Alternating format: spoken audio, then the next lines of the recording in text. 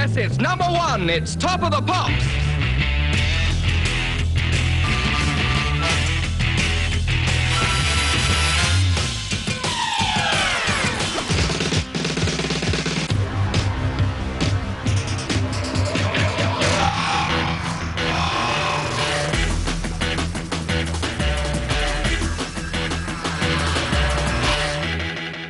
Everyone remembers their first time. For me as a kid watching Top of the Pops, I remember the extraordinary outfits, the amazing makeup and provocative dance routines of Adam and the Ants, whilst my dad enjoyed Legs & Co. But the stars couldn't always turn up for the show, so Top of the Pops had to create a few stars of its own and add a bit more sex appeal. Lots of my friends say, Joe, everyone talks about Pans People, and you started the GoJos. You know, you were the first, you were pioneers, really, on Top of the Pops. Sometimes you get people that that made great records, perhaps, but hadn't got a great personality. But they used the girls to enhance the record. And I think that was a good idea. Even that name, GoJos, is very 60s, you know. They mostly wore those boots, you know, the white boots to the knee and short skirts as much as possible, and the camera would go up the skirts, and, you know, it was all very risque. Reflections of the way life used to be. And the pop groups there would say to us, "Are you a group?" They would say, "GoJo, are you a group?" We said, "No, no, we're dancers." You know, and they were all a bit mystified about these three dancers. They thought we were a singing group, I think. And the show was very much, at that point, pretty much a teeny bopper type show. It wasn't, when it moved to London, it became chic, it became stylish, it became introduced by Pans People.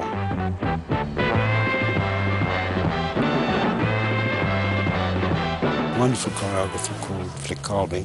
The idea of Pans People was that we were 6 dancers and a choreographer, and rather like the Beatles or the Rolling Stones or something, you couldn't just hire Ringo, you know, and not hire the rest of them. You had to hire all of us. So we were a group, and that was kind of cool. Flows and flows of angel hair and ice cream castles in the air. Some of those dance routines were a bit weird, but on the other hand, you see, Flick Colby had to come up with a different dance routine every single week. Often you'd end up doing 2 routines in 1 week, but then it would mean costumes would have to be changed, the set would have to be changed and everything.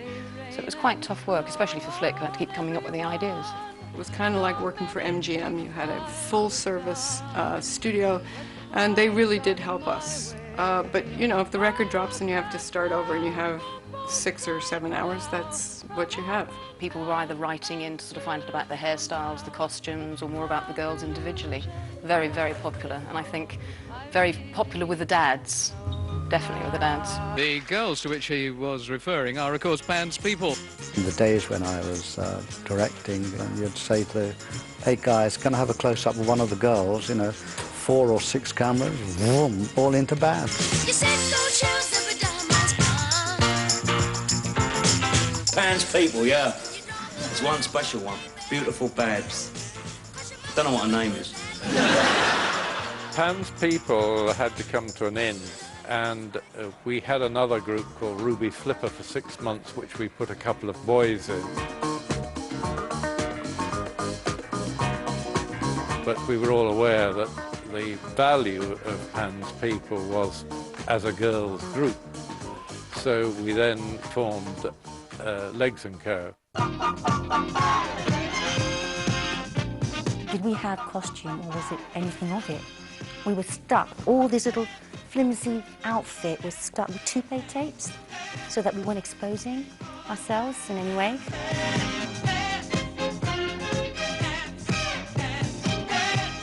It could go from the sublime to the ridiculous. I mean, 1 week you could be wearing the sequins, the fake furs, the diamonds. If I said you have a beautiful body, would you hold it against me? And the next week you're running around with a loaf of French bread in your hand. I will be quite honest that Flick Colby, who was a wonderful choreographer, and I used to actually discuss that we probably needed to do a gym slip version every so often, or a raincoat version or something, because that intrigued a certain audience. Well, Mrs. Whitehouse would often write in and say she thought these costumes were disgraceful and how on earth did they stay on our bodies. In the 70s, there came something called political correctness.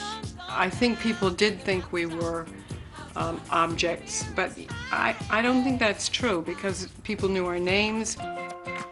We ran our own group.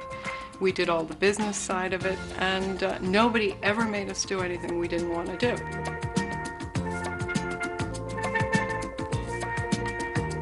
We actually worked hard, and so for us it was, you know, it was a career. We thought of it as a bit more than a bit of tossing, actually.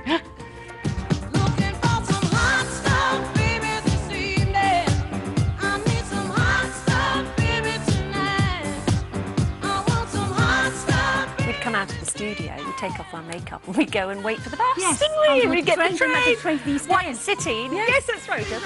It was fine. It was fine. It took months and months and years and years before they were. And then suddenly they'd say, "You own thing of like." And I used to say, it's funny you should say It was that. I do look like her, don't I? Did you? I always swore that I could turn the sound down on Top of the Pops and I'd know which song they were doing.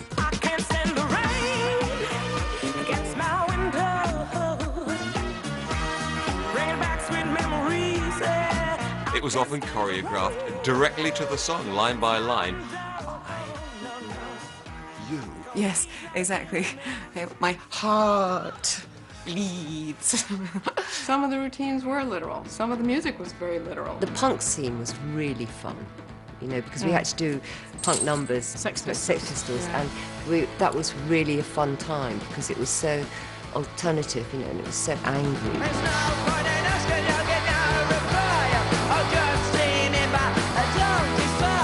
I think it was kind of outrageous, and it was our chance to take the mickey just a little bit.